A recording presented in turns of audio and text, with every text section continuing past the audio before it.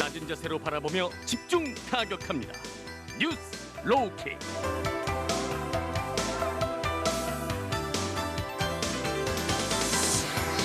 낮은 자세로 오늘의 이슈를 집중 타격하는 뉴스 로우킥 시간입니다. 월요일 함께해 주시는 두 분이죠. 한겨레 김한 기자 그리고 오창석 시사평론가 나오셨어요. 어서 오세요. 네, 안녕하세요. 안녕하세요. 네, 지금 TBS 유튜브 채널에서요. 보이는 라디오로 함께 하실 수 있습니다. 보이는 라디오로 얼른 들어와 주시고요. 여러분의 의견 항상 기다리고 있습니다. 무료로 이용할 수 있는 TBS 앱을 활용하셔도 좋고요. 짧은 문자 50원, 긴 문자 100원이 드는 샵 0951번으로 많이 문자 보내주세요. 네, 첫 번째 이슈부터 만나보도록 하죠. 이 3월부터 그 새로운 거리두기가 시행된다고 지금 마련하라 청와대에서 지시가 있었죠. 먼저 관련 내용 잠시 들어보도록 하겠습니다. 2달 넘게 계속된 방역 강화 조치로 국민들의 피로감이 누적되었고 장시간의 영업 금지나 제한으로 소상공인 자영업자들의 생계가 벼랑 끝으로 내몰렸습니다. 정부는 백신 접종이 본격화하는 3월부터는 새로운 사회적 거리두기 개편안을 마련하여 시행할 계획입니다. 이제 일률적으로 강제하는 방역에서 자율과 책임에 기반한 방역으로 전환하고자 합니다.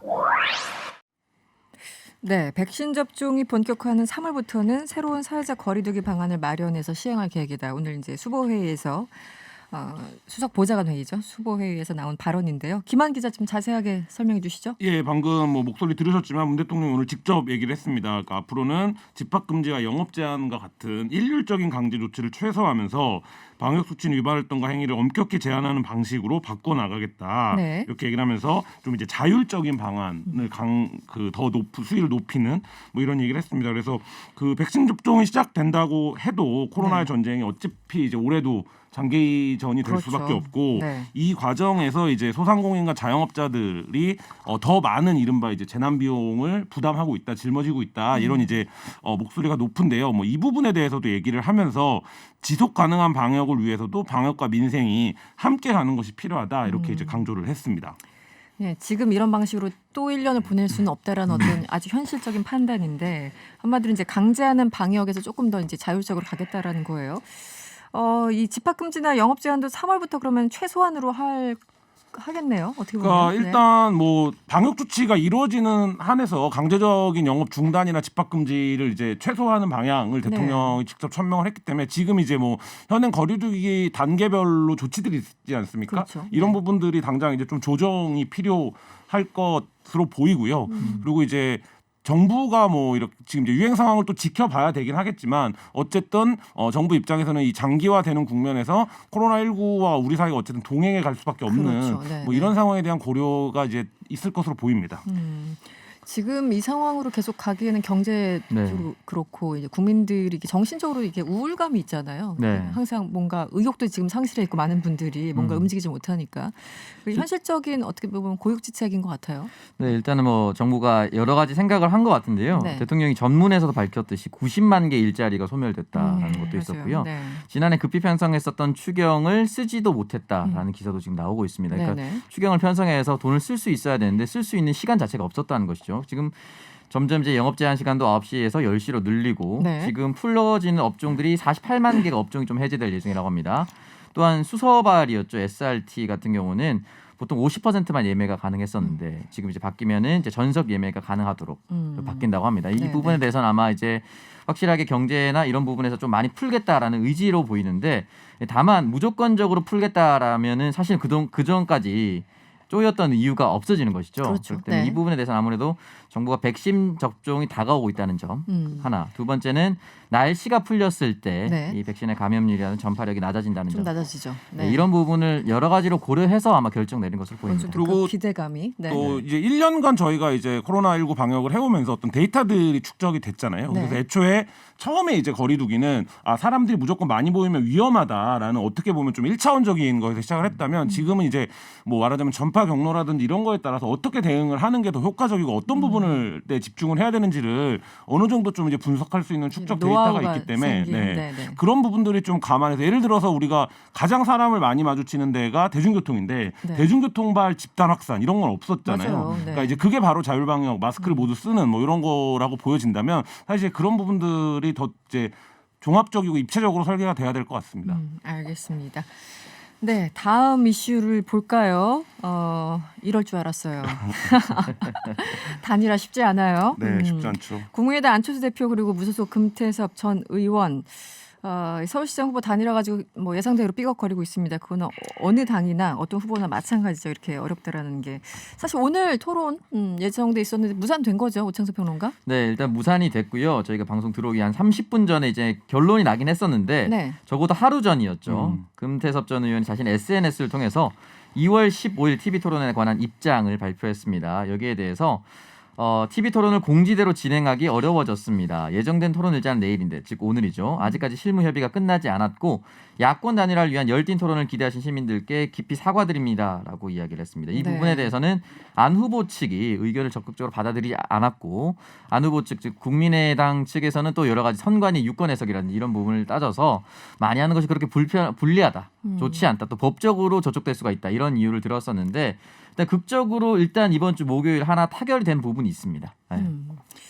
일단 지금 양쪽에서 그 지적하는 포인트가 좀 다르고 또 서로 이제 어긋나는 주장을 하고 있고 항상 뭐 후보들 입장에서 자신한테 유리한 대로 얘기할 수밖에 없으니까요. 먼저 안철수 대표 측의 이야기를 들어보도록 하겠습니다. 지금 싱크가 준비되어 있는 줄 알았는데 아니군요. 알겠습니다. 그러니까 이게 저희가 이제 방송 들어오기 바로 전에 조금 이제 50분 전에 금태섭 후보가 본인 이제 페이스북에 일단 이제 4차 실무 협상을 거쳐서 토론을 합의를 했다라는 내용을 올렸어요. 그 내용이 뭐냐면 이제 2월 18일 날 1차 토론을 진행을 한다. 1차라는 표현을 쓴 걸 보면 금 후보 2차나 뭐 토론이 있겠죠, 더 있을 수도 있는 상황인 것 같고요. 애초에 어저께 양쪽이 모두 입장을 냈는데 그 입장을 보면 사실 어떤 부분에서 쟁점이 있었던 건지를 잘 한 번에 파악이 안 되더라고요. 그러니까 이제 협상이 그냥 안 된다라는 건데 왜 안 되는 건지가 제대로 설명이 안 됐었는데 이제 그 부분에서 뭐 그래서 기자들 사이에서 특정 방송사를 안 된다고 했다 한쪽이 뭐 이런 얘기도 있었고 어느 방송사는 나한테 유리하고 어느 방송사는 불리하다 이겁니까? 그리고 뭐 자유토론 난색을 표하기도 했다 뭐 이런 얘기들이 있었는데 오늘 그 부분과 관련해서 2월 18일 날 방송사는 일단 채널 A로 결정이 된 것 같고요. 토론은 이제 사회자가 질문을 하는 게 20분 그리고 이제 주도권 토론이라고 해서 자기가 이제 주도할 분야를 선정해서 하는 토론이 20분 그리고 자유 토론 40분 이렇게 해서 토론 형식도 좀 이제 1차적으로는 합의가 된 것으로 보입니다. 네. 안철수 대표의 싱크를 안철수 대표 측의 이야기를 잠시 들어보도록 하겠습니다. 우선 2월 15일 예정된 금태섭 예비 후보와의 TV 토론이 일정상 차질을 빚게 된 점에 대해서 국민 여러분께 진심으로 사죄의 말씀을 드립니다. 금태섭 후보 측은 현재 거부하고 있는 단일화 실무 논의에 즉각 임해줄 것을 촉구합니다. 실무 협상 거부를 즉각 철회하고 협상에 임해줄 것을 간곡히 부탁드리는 바입니다. 계속 실무 협의만 하자고 하시는데 저희가 하고 싶은 것, 또 서울 시민에게 보여드려야 되는 것은 토론이지 실무 협의가 아닙니다. 저희는 실무 협상 내용을 거부한 것이 전혀 없습니다. 횟수, 시기에 대해서 저희가 다 양보를 했습니다. 저희는 그냥 자유롭게 공방을 벌일 수 있는 토론이 있기를 바랄 뿐입니다. 네, 어제 양측에서 나왔던 발언들 잠시 들어보셨습니다. 이게 이제 앞서가는 후보와 따라가는 후보 간의 극명한 차이가 있지 않습니까? 따라가는 후보들은 보통 최대한 또 인지도를 끌어올려야 되니까 정책 토론 같은 거를 최대한 많이 해서 노출시키고자 하고 1등은 항상 여유가 있어요. 뭐 그런 걸 해. 뭐 이런 입장인데 이러다 보니까 이제 다시 한번 안철수 대표가 토론을 정말 꺼리는 걸까? 또 이렇게 의혹을 제기하시는 분이 있어요. 이제 과거에 약간의 트라우마가 있지 않았습니까? 네, 실제로 지난 19대 대선 토론이었죠. 본인 스스로가 이제 흔히 말하는 SNS나 인터넷 커뮤니티에 올라왔었던 당시 MB 아바타 이명박 전 대통령과 뒤에서의 커넥션이 있다. 뭐 교감이 있다 이런 이야기가 나돌았습니다. 근데 양상이 그게 있었죠. 수면 위로 올라오지는 않았거든요. 그러니까 수면이라는 말은 방송이나 전파를 타면서 직접적으로 후보 간의 얘기 나온 적은 없었는데 네. 이걸 이제 본인 스스로가 나와서 내가 MB 아바타입니까 갑철수입니까 이런 표현을 쓰면서 네. 이게 오히려 이제 흔히 말하는 이제 밈이라고 되죠. 그러니까 이걸 안철수 후보를 조롱하는 식으로 이제 변질이 돼버렸습니다. 이 부분에 있어서 토론 자체가 굉장히 약하다. 그리고 그 말하는 톤 자체가 네. 흔히 말해서 아성이라고 하죠. 그러니까 초등학생들이 말하는 것 같다라는 그런 느낌으로 이제 홍준표 전 당시 후보는 또 비판을 하기도 했었는데 이런저런 논리로 일단 안철수 후보는 토론에는 약하다 또는 토론에 나가는 것이 딱히 득점이 되진 않는다라고 이제 생각을 하고 있는 것 같습니다. 그리고 사실 이제 이 토론 들어가기 전에도 시사 프로그램 할 때도 만약에 정당별로 다른 의원들을 모실 때 네. 선수가 안 맞으면 안 나가려고 합니다. 뭐 그렇죠. 그러니까 뭐 보통 체급이 안 그렇죠. 맞으면 네네. 그러니까 삼선 의원을 정당에서 A 정당에서 모셨는데 B 정당이 초선이 나온다면 그럼 A 정당 삼선 의원 취소합니다. 맞아요. 그러니까 지금 이 있어요. 토론도 보면은 네. 금태섭 전 의원은 초선 의원이고요. 인지도에 비해서 그냥 초선 의원이고요. 네. 안철수 후보는 의원도 했었고 대선 후보도 했었고 서울시장 후보도 후보까지. 했습니다. 네. 그러니까 체급 자체가 너무 차이가 납니다. 그러니까 이 부분에 있어서 사실은 안철수 후보 쪽에서는 이 토론을 아무리 많이 한다고 한들 도움이 되지 않는 것은 사실입니다. 그렇기 때문에 이 부분에 있어서 여러 가지 이유로 이 토론을 많이 하고 싶지 않아 할 겁니다. 잘해봤자 본전이다 뭐 이런 건가요? 그것도 있고 지금 이제 말씀하신 체급 차이가 큰 측면이 있고요. 네네. 또 하나는 이제 이 어저께 상황이 그걸 극명하게 보여줬는데 안 후보는 금태섭 의원과의 단일화가 최종 목표가 아니잖아요. 그러니까 사실 예선에서 힘을 많이 안 빼겠다라는 그렇죠. 입장이 네네. 분명했고 에너지를 좀 축적해놔야 되니까. 네, 근데 이제 금 후보는 지금 지지율이라든지 여러 가지로 봤을 때 안 후보와의 단일화가 마지막 무대가 될 가능성이 높기 때문에 이 무대를 최대한 길게 끌어가고 싶은 거죠. 그러니까 이게 단일화가 되려면 여러 가지 셈법들이 충돌을 하고 거기서 접점을 찾아야 되는데 사실 이제 이 단일화가 성사된 것도 안 후보가 이제 큰 그림을 갖고 있기 때문에 네. 그 과정에서 자기가 중간 단계를 부정할 수 없기 때문에 이제 성사된 측면이 있는데 실무적으로는 좀 많이 삐걱거리는 모습을 보여주고 있습니다. 근데 그 안철수 대표 측에서는 TV 토론 단일화를 위한 TV 토론은 뭐 한 차례 정도만 가능하다 이렇게 주장을 하고 있는데 그게 맞습니까? 그게 이제 유권해서 중앙선관 유권해서 요청했다라고 어제도 얘기를 했는데, 네. 그러니까 이제 후보 간에 TV 토론을 하려면 이 방송사도 정해져야 되고 그렇죠. 여러 가지가 이제 횟수라든지 이런 뭐 노출 정도 이런 것들이 다 이제 공평해야 되잖아요. 근데 다른 지금 후보들 같이 감안해서 그렇죠. 네네네. 근데 지금 이제 여권은 당내 경선 외에는 노출이 안 될 것 같은데 네. 지금 야권 같은 경우에는 제3지대에서 단일화하는 것도 TV 토론이 돼야 되고 네. 또 국민의힘과 만약에 단일화가 되면 TV 토론을 또 해야 되는 그렇죠. 상황이기 때문에 네. 그 횟수에 대해서 선관위가 어느 정도 제한을 가하면 그러니까 아까 말씀드렸던 것처럼 금 후보와의 단일화에 그렇게 힘을 빼지 않으려고 하는 뭐 이런 계산이 반영된 것 같습니다. 네. 이런 식으로 이제 뭐 한쪽에선 단일화 협상에 대해서 적극적이지 않다. 또 다른 쪽에서는 아니 TV 토론에 왜 이렇게 적극적이지 않은 거야. 뭐 서로 다른 포인트로 서로 이제 약점을 공격하는 그런 상황이에요. 어떻게 보면 단일화 과정에서 굉장히 전형적인 말싸움 뭐 이런 건데 단일화 가는 게 보입니까? 이 상황에서 일단은 두 후보 간에 목요일 토론을 보고 나서 그 이후 결정돼. 목요일에 어떤 일이 또 벌어질지 네, 또 아무도 예상할 수가 없거든요. 그렇죠. 이 토론에서 토론회가. 만약에 안철수 후보가 흔히 말하는 실점만 하지 않아도 어쨌든 토론의 형식 한 번 갖췄으니 더 하지 않아도 명분은 저는 쌓일 것이라고 생각이 들고요. 네. 그리고 실점을 한다 한들 네. 여론조사를 했을 때 그 실점으로 인해서 안철수 후보 대신에 금태섭 후보를 제3지대 야권 단일화 후보로 과연 시민들이 선택할 것인가. 이 부분 또 다른 문제거든요. 그렇죠. 네. 그렇기 때문에 이 부분에 대해서는 사실 저는 아마 마지막 토론, 첫 토론이자 마지막 토론이 될 것이다. 가능성도 전혀 배제할 수는 없다라고 생각합니다. 그렇군요. 근데 뭐 이런 측면이 있죠. 토론회 하나를 합의하는데도 굉장히 여러 가지 고려가 필요합니다. 아까 엄청나게 말씀드렸던 신경전이 것처럼 뭐 있죠. 방송사 네네. 방식 언제 할 거냐 몇 번 할 거냐가 있는데 근데 단일화 방식 합의는 이거보다 한 10배는 어렵다고 네. 봐야 돼요. 고려할 요소가 많고.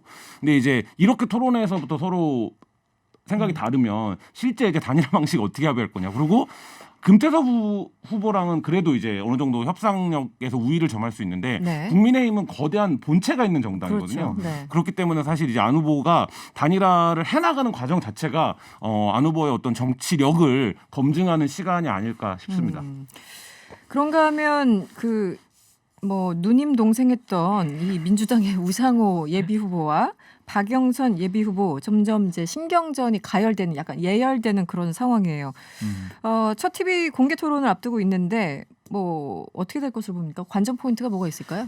사실은 지금 누가 봐도 박영선 후보가 매우 앞서 나가고 있는 상황이기 때문에 그렇죠. 네. 우상호 후보 측에서는 결국은 이제 박영선 후보의 공약을 건드렸습니다. 21분 컴팩트 시티 이 공약은 민주당다운 공약이 아니다. 라고 이야기를 했어요. 사실은 아무리 우상호 후보가 열심히 뛰어다니고 여러 언론을 인터뷰해도 뜨지 않으면 네. 사실 아무 의미가 없거든요. 그러면 그렇죠. 결국은 본진 폭파입니다. 그러니까 상대 후보를 직접 네. 타격하지 않으면 네, 이 각이 서지 않아요. 네, 네. 그래서 지금 이제 민주당의 경선 투표는 26일부터 3월 1일 4일간 진행됩니다.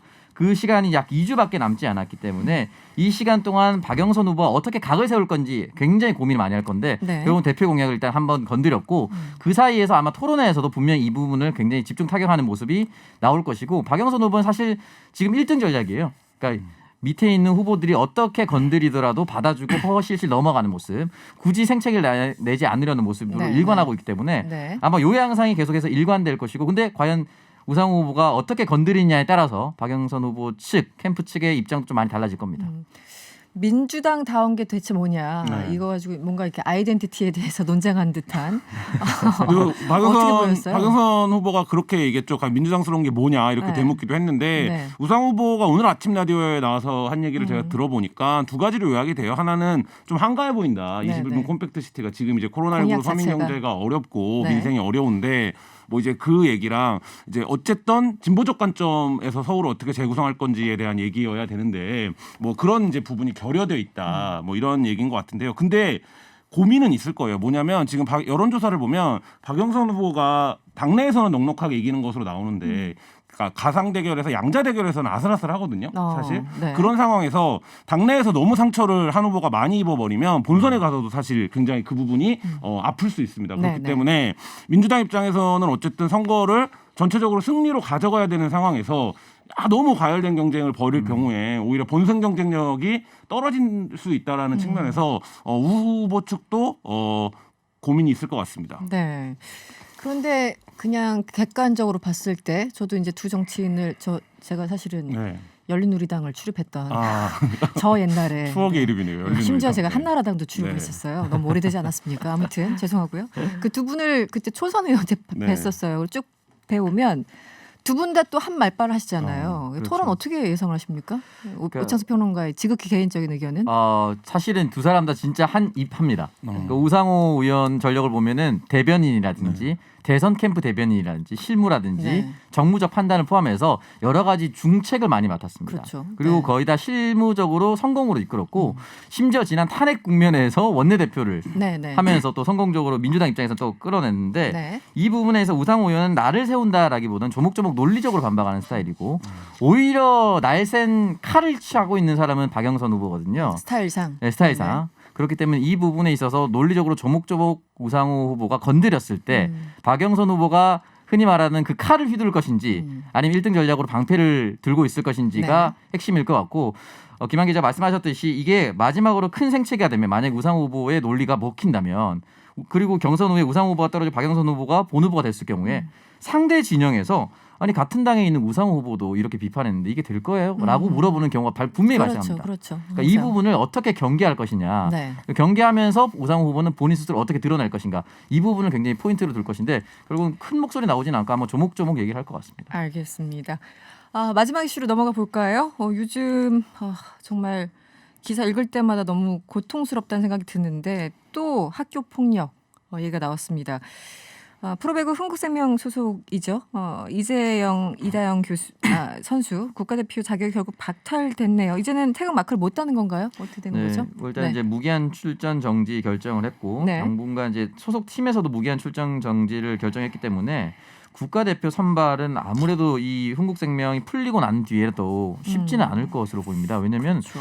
학폭의 피해자들이 한두 명이 아니었고 이 부분에 있어서 폭력의 주체 보통 이제 개인이나 뭐 팀의 주장이라든지 그 사람이 주장이 아니라 성적이 굉장히 뛰어난다든지 네네. 이런 것들이 주를 이루는데 여기에 대해서 이 쌍둥이 자매는 이제 2명이고요. 또 흉기까지 등장했습니다.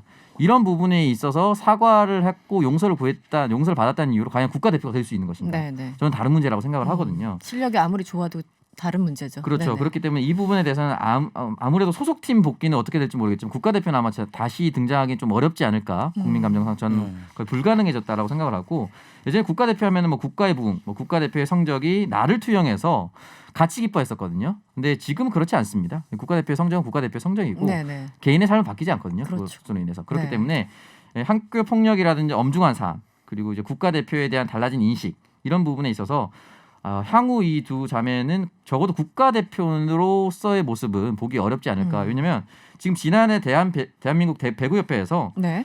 그 어머니인 김경희 씨에 대해서 장한 어버이상을 수여했다가 네. 지금 취소했습니다. 네. 그 어머니도 배구 선수 출신이시죠? 네. 이렇게 어버이상까지 취소할 정도인데 국가대표 다시 돌아온다는 것은 저는 거의 불가능해지지 않았나. 불가능해 보인다. 네.